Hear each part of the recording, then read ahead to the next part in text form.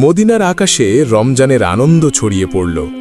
চারিদিকে সেহরির প্রস্তুতি, কিন্তু হজরত ফাতেমা রাদিয়াল্লাহু তাআলা আনহার ঘর ছিল নীরব নিস্তব্ধ। হজরত ফাতেমা রাদিয়াল্লাহু তাআলা আনহা সারা রাত ইবাদত করার পর রোজা রাখবেন, তাই সেই খাবার জন্য এগিয়ে গেলেন, কিন্তু দেখলেন ঘরে এক ফোঁটা পানি ছাড়া আর কোনো খাবার নেই। তিনি একটু পানি পান করলেন এবং আল্লাহর কাছে দোয়া করে বললেন, হে আল্লাহ, তোমার সন্তুষ্টির জন্যই আমি এই রোজা রাখি।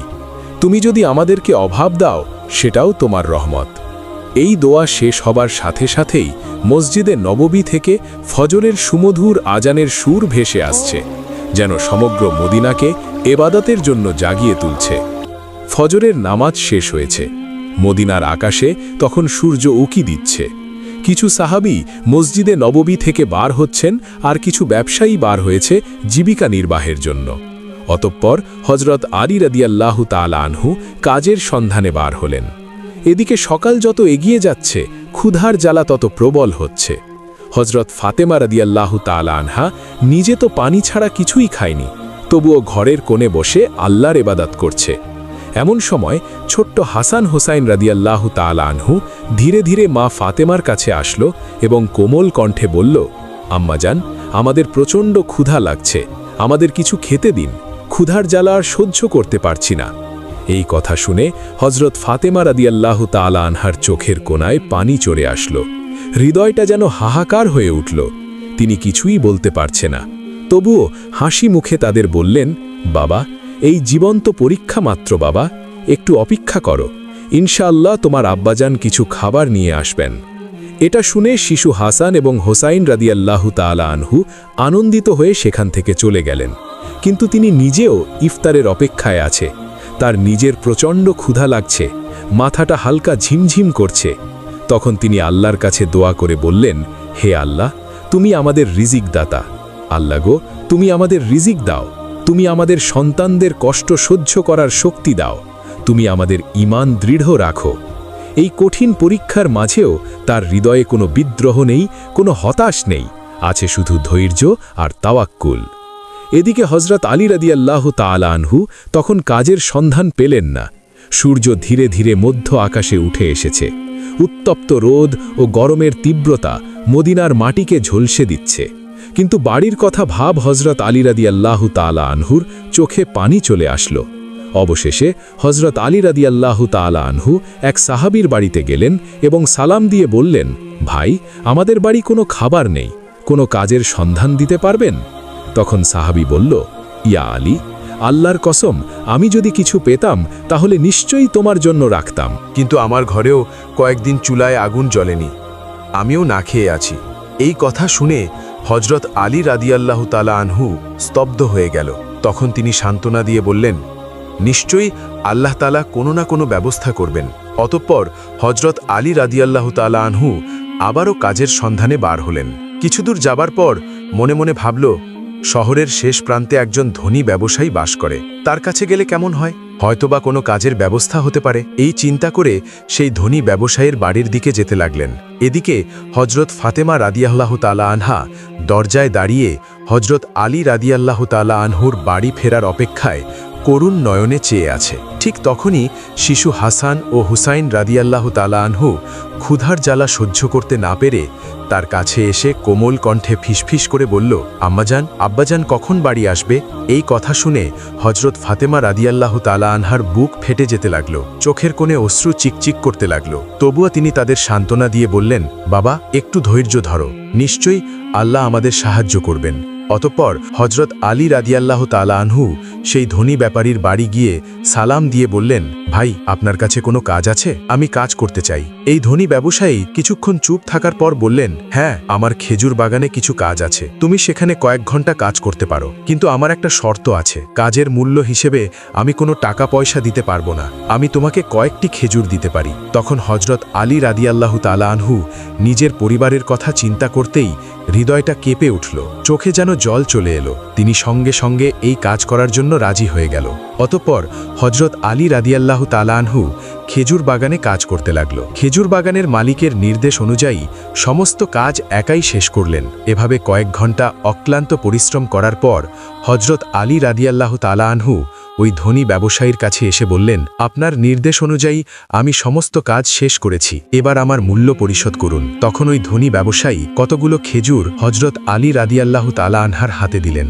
খেজুর পেয়ে হজরত আলী রাদিয়াল্লাহু তাআলা আনহু খুবই খুশি হলেন এবং সাথে সাথেই আল্লাহর কাছে দোয়া করলেন, হে আল্লাহ, তুমি আমার রিজিক দাতা, তুমি যদি পরীক্ষা নিতে চাও আমরা ধৈর্য ধরব, কিন্তু আমাদের ঈমানকে মজবুত রেখো। এই কথা বলার পর অতি দ্রুত বাড়ির দিকে রওনা দিলেন। অতঃপর হজরত আলী রাদিয়াল্লাহু তাআলা আনহু যখন প্রায় বাড়ির কাছাকাছি চলে আসলো, তখন মদিনার আকাশ গাঢ় লালচে রং ধারণ করেছে। সূর্য পশ্চিম দিগন্তে হেলে পড়ছে, চারিদিকে ইফতারের প্রস্তুতি। ঠিক তখনই হজরত আলী রাদিয়াল্লাহু তাআলা আনহু ক্লান্ত শরীরে বাড়িতে প্রবেশ করলেন, আর সাথে সাথেই দূর থেকে মসজিদে নববীর সুমধুর আজানের ধ্বনি ভেসে আসতে লাগল। কয়েকটি খেজুর ও পানি ছাড়া তাদের ঘরে ইফতারের জন্য আর কিছুই নেই, তবুও সেই ঘর যেন আল্লাহর রহমতে ভরে গেল। সবাই ইফতারের জন্য একসাথে বসল। হজরত হাসান ও হুসাইন রাদিয়াল্লাহু তাআলা আনহুর 2টি করে খেজুর দিল। হজরত আলী রাদিয়াল্লাহু তাআলা আনহু 2টি খেজুর এবং হজরত ফাতেমা রাদিয়াল্লাহু তাআলা আনহা 2টি খেজুর নিল। ইফতার করবেন ঠিক এমন সময় একজন ভিক্ষুক বাইরে দাঁড়িয়ে আওয়াজ করে বলতে লাগল, মা সারাদিন কিছুই খায়নি, ক্ষুধার যন্ত্রণা আর সহ্য করতে পারছি না, দয়া করে আমাকে কিছু খাবার দিন। হজরত ফাতেমা রাদিয়াল্লাহু তাআলা আনহার হৃদয় ছিল কোমল, অন্তর ছিল দয়ার, তাই তিনি নিজের কথা না ভেবেই বললেন, হে আমার প্রাণের স্বামী, ইফতারের খাবারটুকুই ভিক্ষুককে দিন। হজরত আলী রাদিয়াল্লাহু তাআলা আনহা বললেন, হে ফাতেমা, তুমি কি খেয়ে ইফতার করবে? তখন ফাতেমা রাদিয়াল্লাহু তাআলা আনহা বললেন, আমি শুধুমাত্র পানি পান করে ইফতার করব। হজরত আলী রাদিয়াল্লাহু তাআলা আনহু অবাক হলেন, আর কিছুই বললেন না। সেই খাবারটুকু ভিক্ষুককে দিয়ে দিলেন এবং তিনি দোয়া করলেন, হে আল্লাহ, হে আমার রব, আমাদের এই ত্যাগ তুমি কবুল করে নিও। পরের দিন রোজা রাখার জন্য হজরত ফাতেমা রাদিয়াল্লাহু তাআলা আনহা শুধু পানি পান করলেন। অতঃপর পরের দিন সকালবেলা হজরত আলী রাদিয়াল্লাহু তাআলা আনহু ইফতারের জন্য কিছু আটা সংগ্রহ করে বাড়ি আনলেন। তখন হজরত ফাতেমা রাদিয়াল্লাহু তাআলা আনহা সেই আটা দিয়ে কয়েকটি রুটি বানালেন। এভাবেই সারাদিন যখন অতিক্রম হয়ে ইফতারের সময় চলে আসলো, তখন চারিদিকে ইফতারের প্রস্তুতি, খুশির আমেজ, কিন্তু হজরত ফাতেমা রাদিয়াল্লাহু তাআলা আনহার ঘর নীরব নিস্তব্ধ। তিনিও রোজা রেখেছিলেন, কিন্তু সামান্য কয়েকটা রুটি আর পানি ছাড়া ঘরে আর কিছুই নেই। কষ্ট, অভাব, তবুও ধৈর্যের এক অপূর্ব সৌন্দর্য ফুটে উঠেছিল সে ঘরে। ছোট্ট হাসান ও হোসাইন রাদিয়াল্লাহু তাআলা আনহু, হজরত আলী রাদিয়াল্লাহু তাআলা আনহু সবাই বাড়িতে ফিরে আসতে লাগলেন। ইফতারের সময় হয়ে গেছে, সবাই একসাথে বসে ইফতার করবে।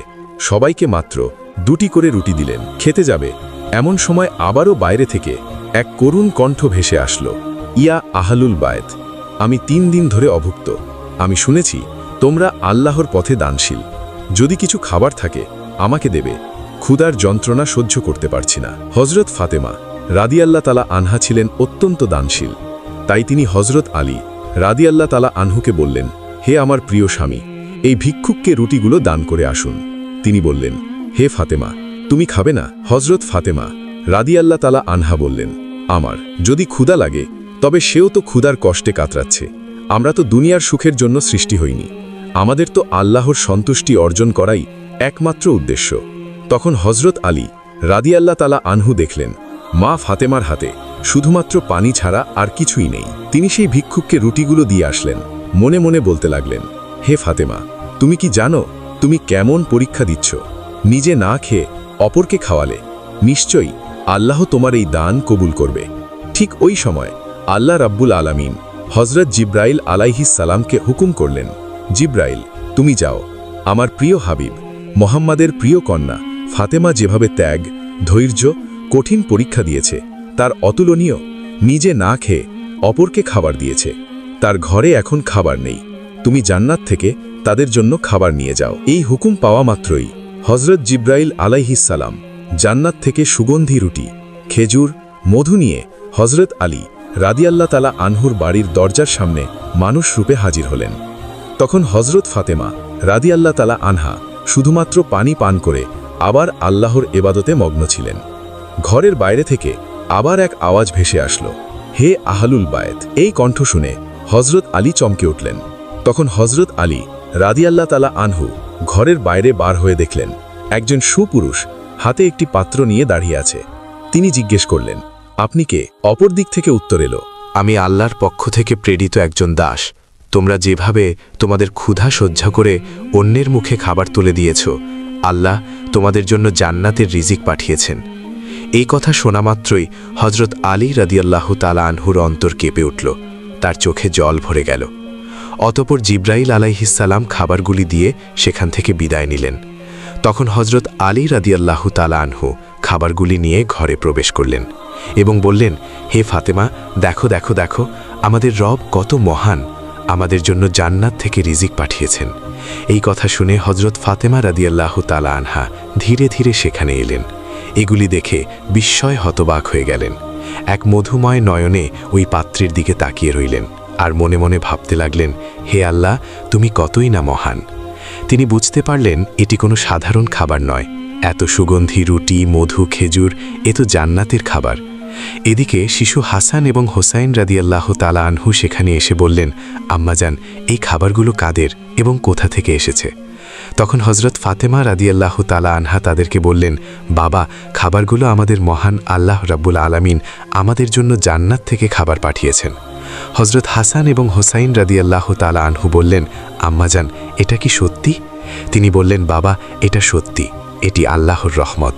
সেই সময় হজরত ফাতেমা রাদিয়াল্লাহু তাআলা আনহার চোখে জল টলমল করছিল। তখন তারা সবাই আল্লাহর শুকরিয়া আদায় করলেন। খাবার মুখে দেওয়ার পরেই তাদের চোখ থেকে অশ্রু ঝরে পড়ল। এই খাবার ছিল আল্লাহর ভালোবাসার প্রমাণ। অতঃপর পরের দিন সকাল থেকেই সমগ্র মদিনার অলিতে গলিতে এই খবর প্রকাশ হয়ে গেল যে হজরত ফাতেমা রাদিয়াল্লাহু তাআলা আনহার ঘরে আল্লাহর পক্ষ থেকে জান্নাত থেকে খাবার এসেছে। এমনকি স্বয়ং রসুল সাল্লাল্লাহু আলাইহি ওয়াসাল্লাম জানতে পারলেন। এই খবরটি পেয়ে অনেকেই অবাক হলেন, অনেকে আনন্দিত হলেন, আবার অনেকের ঈমান আরও মজবুত হল। কিন্তু অন্যদিকে অনেক মুনাফিক যারা সন্দেহপ্রবণ ছিল, তাদের এই কথাটি কোনো মতেই বিশ্বাস হচ্ছিল না। তাদের মধ্য থেকে একজন একদল লোকের কাছে গিয়ে বলল, তোমরা কি সত্যিই বিশ্বাস করো যে জান্নাত থেকে খাবার আসতে পারে? তখন ওই লোকগুলো বলল, আল্লাহ তাআলা চাইলে সব কিছুই সম্ভব, কিন্তু শুধুমাত্র ফাতেমার জন্য কেন জান্নাত থেকে খাবার আসবে? এসব সন্দেহপ্রবণ কথা ধীরে ধীরে মদিনার অলিতে গলিতে ছড়িয়ে পড়ল। যখন মুহাম্মদ সাল্লাল্লাহু আলাইহি ওয়াসাল্লামের কানে এই খবরটি পৌঁছালো, তখন তিনি সবার উদ্দেশ্য করে বললেন, হে মদিনাবাসী, তোমরা কি বিশ্বাস করো না যে আল্লাহ তার বান্দাদের জন্য অলৌকিক ব্যবস্থা করতে পারেন?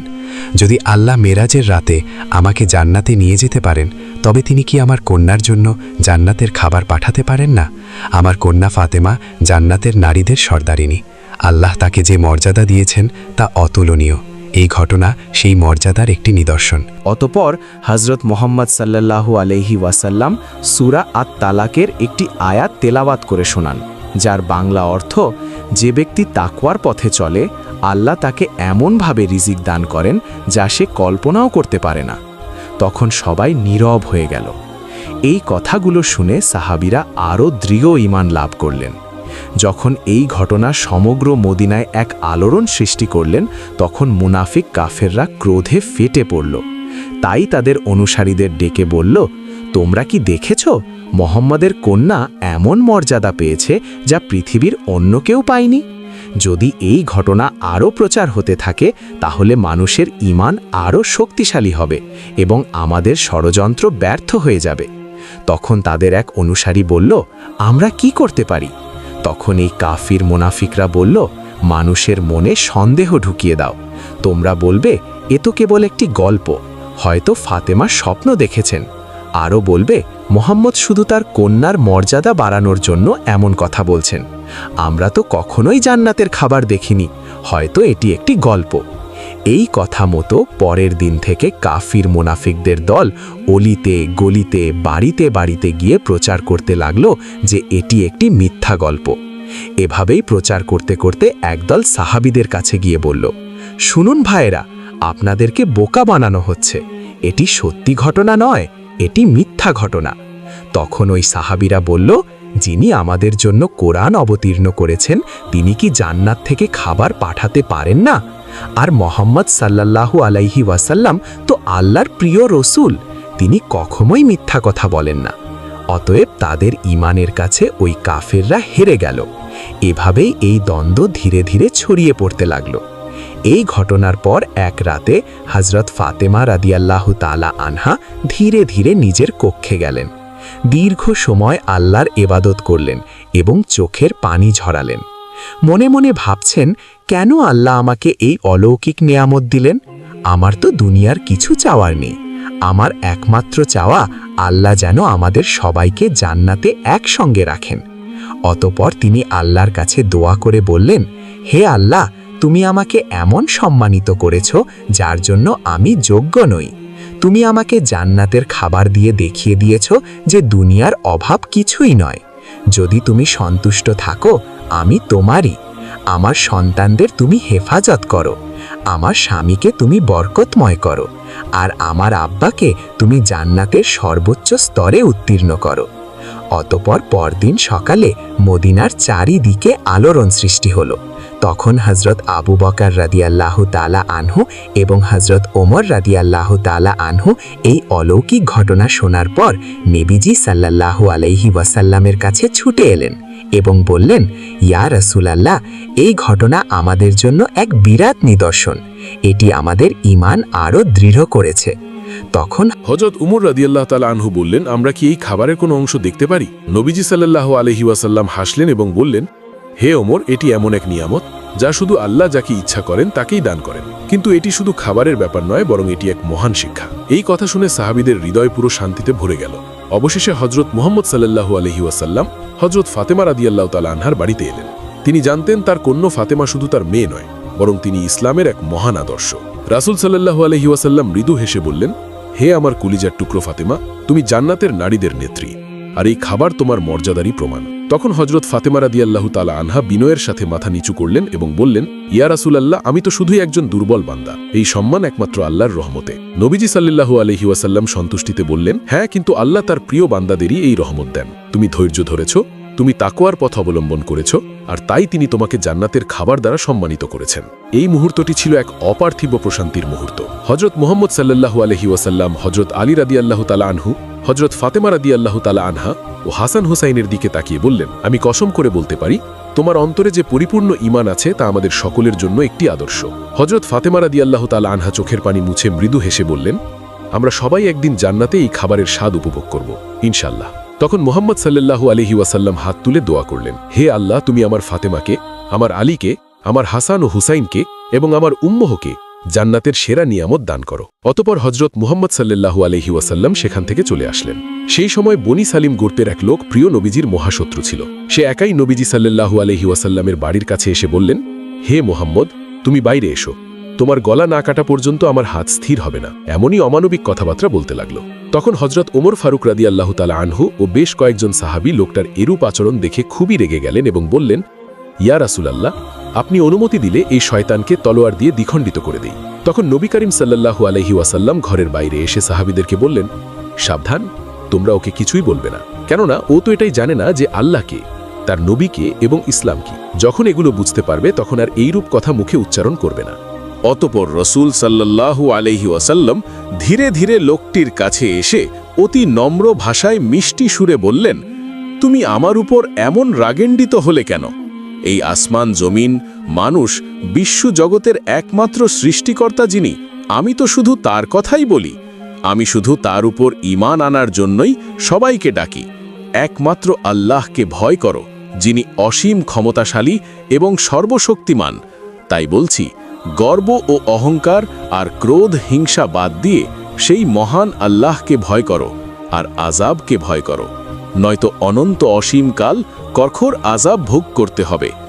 রাসূল সাল্লাল্লাহু আলাইহি ওয়াসাল্লামের মুখে এরূপ কথা শুনে, তার কোমল ব্যবহার দেখে লোকটি স্তব্ধ হয়ে গেল।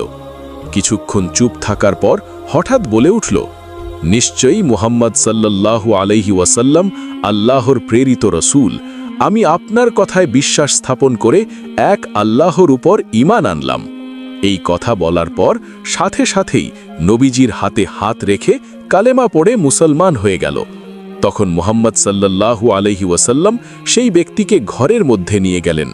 তাকে জিজ্ঞাসা করলেন, তোমার বাড়িতে কে আছে, তুমি কিভাবে খাও এবং কিভাবে চলাফেরা করো? নানান প্রশ্ন করল। তখন লোকটি বলল, ইয়া রাসূলুল্লাহ, আমি হলাম বনি সালিম গোত্রের সবচেয়ে বেশি গরিব মানুষ। দিন মজুরি করে কোনো রকম সংসার চালাই, অধিকাংশ সময় না খেয়েই থাকি। তখন রসূল সাল্লাল্লাহু আলাইহি ওয়াসাল্লাম উপস্থিত সাহাবীদের লক্ষ্য করে বললেন, তোমাদের মধ্যে এমন কেউ কি আছে যে একটি উট দান করবে?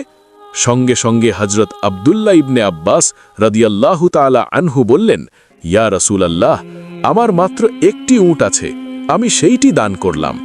তারপর রসূল সাল্লাল্লাহু আলাইহি ওয়াসাল্লাম আবার বললেন, তোমাদের মধ্যে এমন কেউ কি আছো যে এই নতুন মুসলিম ভাইয়ের জন্য খাদ্যের ব্যবস্থা করবে?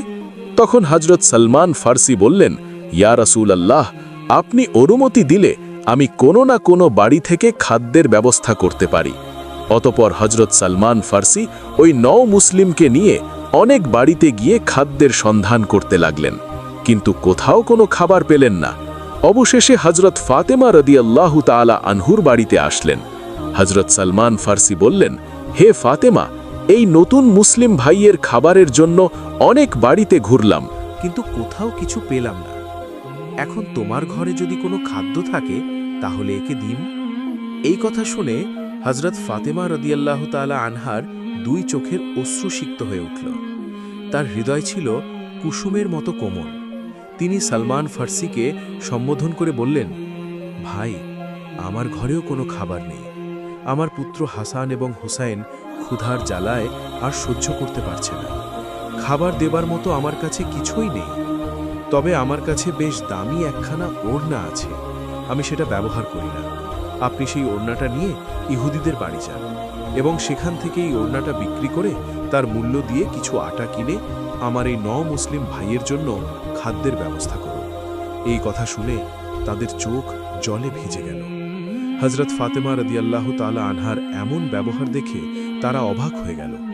হযরত ফাতেমা রাদিয়াল্লাহু তাআলা আনহা দান, ত্যাগ ও ধৈর্যের যে জ্বলন্ত নমুনা পৃথিবীতে রেখে গিয়েছেন, তা চিরদিনই ইসলামের ইতিহাসে স্বর্ণাক্ষরে উজ্জ্বল হয়ে থাকবে।